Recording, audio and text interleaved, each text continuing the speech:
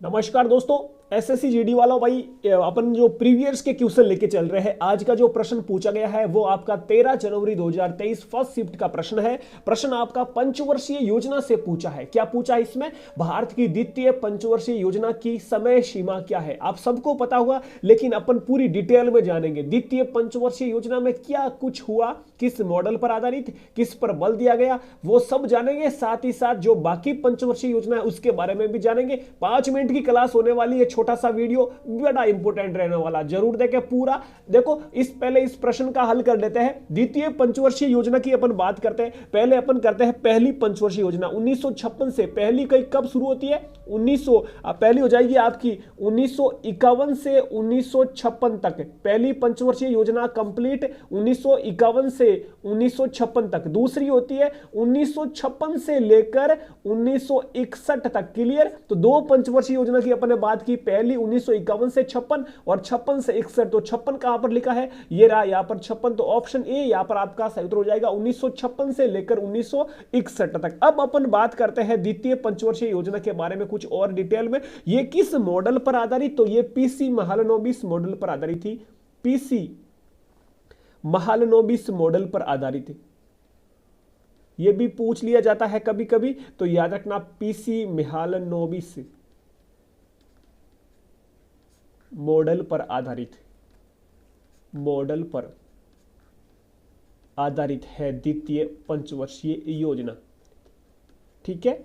किस पर बल दिया गया? पहली पंचवर्षीय योजना में तो कृषि पर बल दिया गया, दूसरी पर औद्योगिक क्षेत्रों पर बल दिया गया। किस पर बल दिया गया? औद्योगिक क्षेत्र पर। जो भी कारखाने हैं वो भी बताऊंगा अभी। तो औद्योगिक क्षेत्र पर बल दिया गया, औद्योगिक क्षेत्र पर द्वितीय पंचवर्षीय योजना में। ये आपको इतना सा याद रखना है। अब बात करते हैं औद्योगिक क्षेत्र कौन कौन से। तो एक प्रश्न पूछा भी गया है तो वो मैं बता देता हूं। पहला भिलई इस्पात कारखाना, इसकी स्थापना भी द्वितीय पंचवर्षीय योजना में की गई, जो कि 1956 से 61। तो यहां पर मैं लिख देता हूं भिलई इस्पात कारखाना।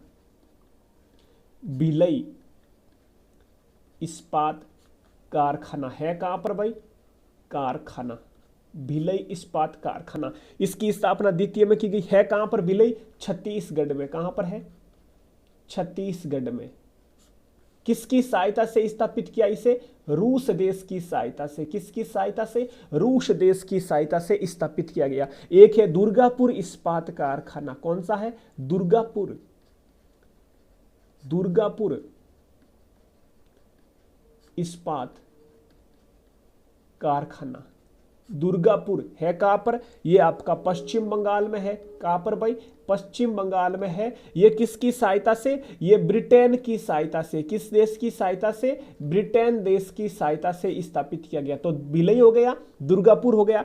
एक और याद रखना, राउरकेला इस्पात कारखाना। तीसरा याद रखना, राउरकेला, राउरकेला, राउरकेला इस्पात कारखाना है कहां पर? ओडिशा में है, सबको पता है।